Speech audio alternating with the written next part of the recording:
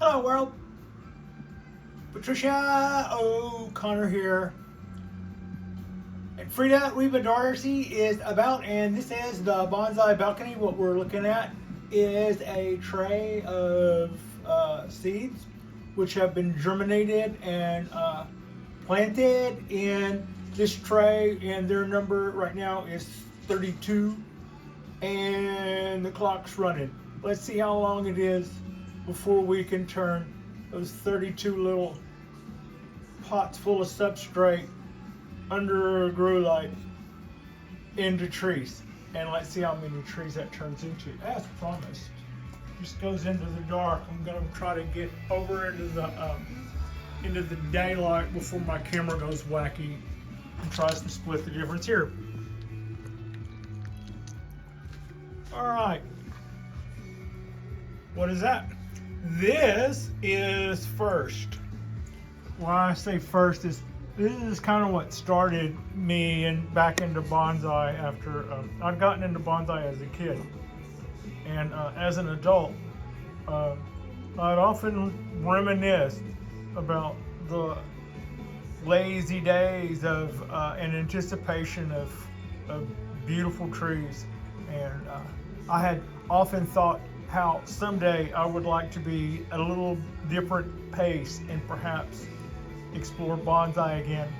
And that, what you're looking at framed up right now, is what actually got me started. This is a white wisteria.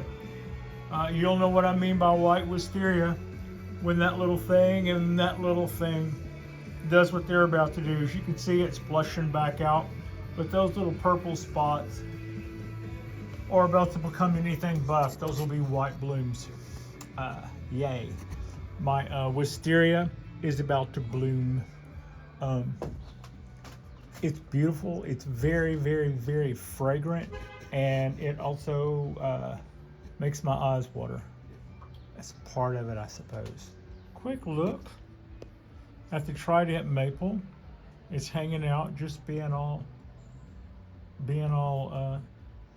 glorious on its own. It's got all kind of buds coming out on it. It's being very prolific.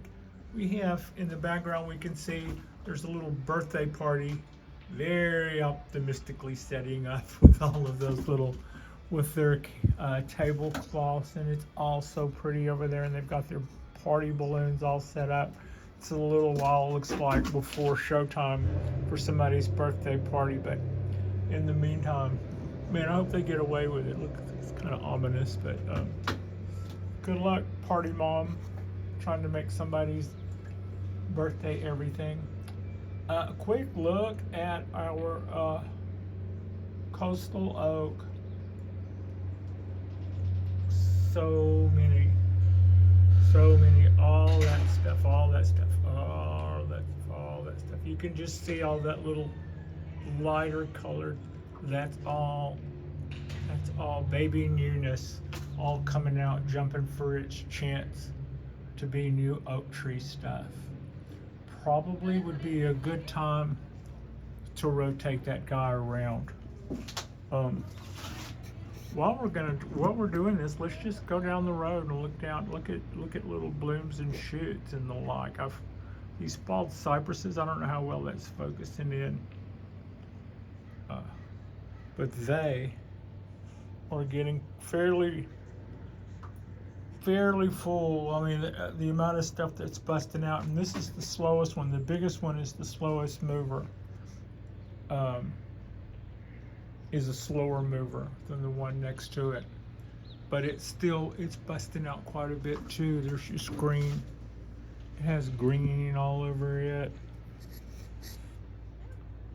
I really look forward to seeing these guys flush all out. And there's the third one. You can see it's not shy on the green shoots either. Speaking of busting out with stuff, the cork bark oak is prolific. It's just poof. Yeah, it is. It's just prolific. Just like we like. Got up this morning, came out here, And all my pines were thirsty. That's good. I mean, that's almost a sign to where I haven't necessarily picked up my watering the way I need to, because they've already picked up their uptake. Not a problem. I'm right here. More water is standing by. Here you go. So we have a lot of candle cutting to do too, to those trees that will get candle cutting.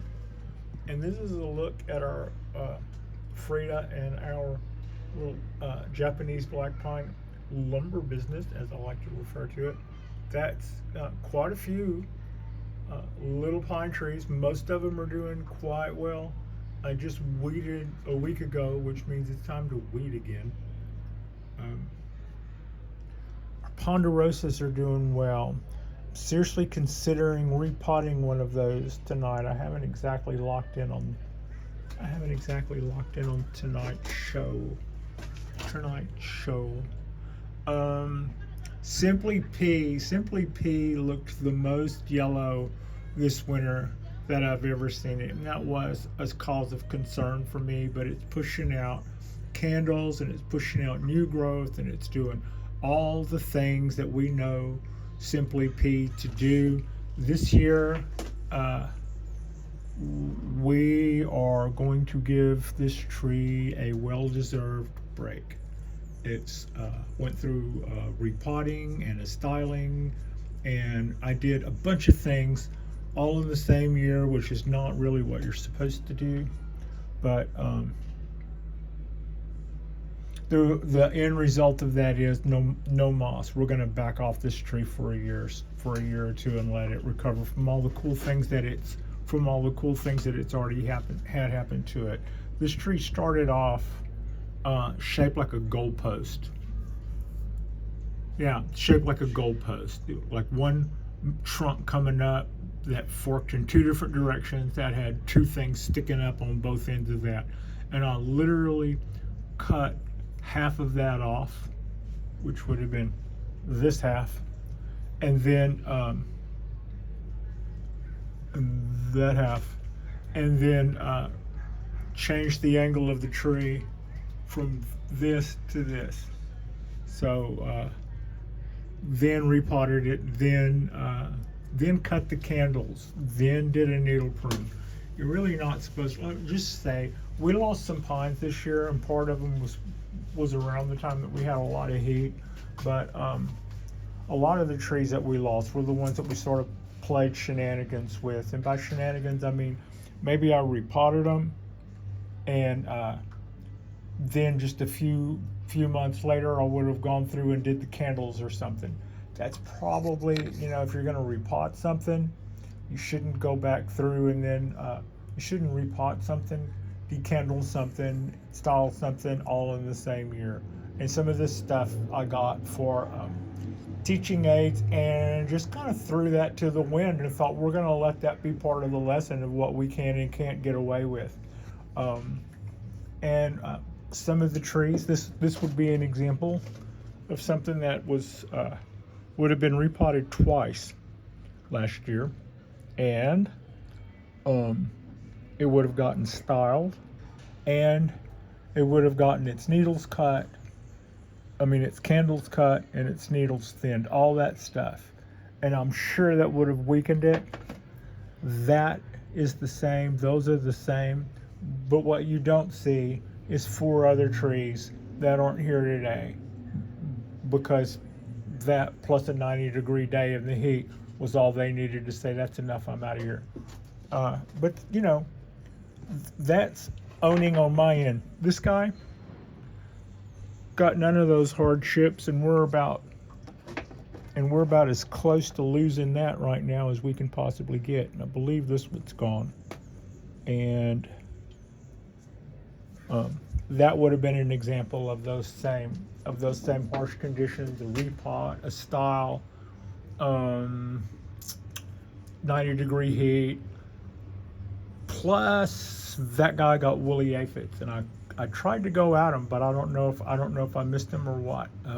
It never quite recovered from what I found to be like 2 woolly aphids a couple of months ago. Uh, that is just kind of a quick catch up on what we have going on this very, very, very spring-like day. Um, I'm looking forward to watching my wisteria bloom. If you this is a Japanese wisteria, um, and this one back here in the back that's not quite flushing out yet. This is a Chinese wisteria. I've never seen this tree bloom, and I may never see this tree bloom. Just because you have a wisteria doesn't mean it will produce flowers. Sometimes, if you start them from seed, for instance, you may be years and years and years waiting. These are my little. In a container wisterias. There's just 2 or 3 clumps planted together. They're all flushing out this year. I don't, as of yet, see anything that I think is about to be blooms. The blooms look different than the shoots of leaves. So we'll have to wait and see how that. Turns out. My Japanese black pines. I would say most of my Japanese black pines are happy. They're all. Most of them are also. Almost all of my pines are candling, Japanese and ponderosas. I don't know if it seems like that's early to me. It seems like that happens early to me a lot. Like whenever I go back and listen to what the time that other people are doing their candles, they're doing them so much later than I am, but their springs come so much later than I am. And if I try to kind of hold to everybody else's schedule, by the time I come through and cut the candles, I may be cutting them too late, or I worry that I am.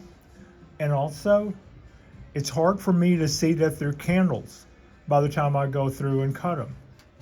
I mean, you can look at the little white tips there. Those are obvious candles. But on the schedule that most people preach would be you take up the fertilizer 30 days before you cut candles. And where I am personally, we are a few weeks away before my even taking up my fertilizer. And then after I take up that BioGold, which is my fertilizer, then the trees will be allowed to wean off of that for 30 days. And then I go through and cut my candles. By that time, those little tips will have been grown out so much. And this might be a reflection of my being still new to pines, not being an old pro. But in the past, it's proven hard for me to get that mark right. Whenever you watch the demonstrations and stuff, they're always cutting that dead man zone between the new growth and last year's growth, that little spot in between there. They'll go in there, right in there, and just clip that. By the time I'm coming in, that's starting to disappear, or it's been, it's kind of hard to tell which is new and old. So I'm thinking this year I'm going to go in and do these a little earlier. If I do these too early, the end result is that later on by fall, when they've came out with their second flush, then all of that will be a little longer than it should be for Mame Bonsai. And I did this because you can fit more than one tree. If it's a Mame or bean sized bonsai, you can fit more than one in your hand. That's kind of the rule of thumb. Anyway, I believe I'm going to go through and do these candles a little earlier than I have been doing them in the past, which means I probably need to rethink what I've been talking in regards to when to bring up the fertilizer. So that's just kind of some thoughts on what I have going on here, and it looks like people are beginning to show up at the birthday party. How exciting! Yeah, to have a birthday party on such a nice spring day. God, I'm loving seeing all these little shoots bust out Everybody is just being really froggy right now with the busting out of the shoots and the stuffs. So we're loving this. I'm loving this. Frida's loving this. The Wisterias are loving this.